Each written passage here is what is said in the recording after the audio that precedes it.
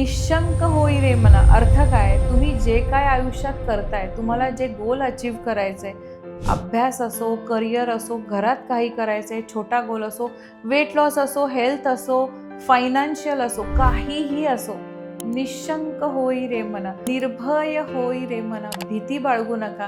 प्रत्येक आईनी आपल्या मुलांना अभ्यास करताना पण हे सांगितलं पाहिजे, निशंक होई रे मना.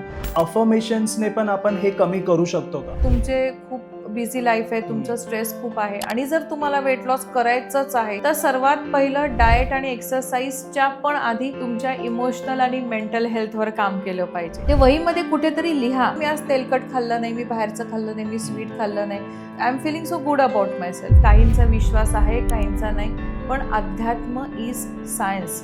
म्हणून सगळे डॉक्टर्स पण मोठ्या मोठ्या सर्जरी असतात.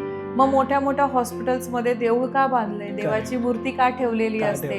डिनरमध्ये शक्यतो गहू खाऊ नये, त्याच्यानी तुम्हाला रात्री ब्लोटिंग, गॅसेस हे सगळं होणार. आणि हे जे डेस्क जॉब करणारे आहेत, कॉर्पोरेट्स आहेत, सोमवार ते शुक्रवार दिवसभरात 10,000 स्टेप्स पूर्ण करायच्या. डिनर झालं की first thing you get down and start walking. Dinner नंतर तसंच्या तसं बसायचं नाही, झोपायचं नाही, लोळायचं नाही. लोकांना सवय असते डिनर झाला की रिमोट घेऊन बसतात, टीव्ही बघत बसतात. हार्ट अटॅक्स, ब्लड प्रेशर आणि डायबिटीस याचं सर्वात जास्त प्रमाण आता सॉफ्टवेअर इंडस्ट्रीजमध्ये काम करणारे कॉर्पोरेट्स या सगळ्यांना आहे. मी असे खूप जण बघितले की इंटरनेटवर बघतात, अशा मुली खूप करतात हल्ली.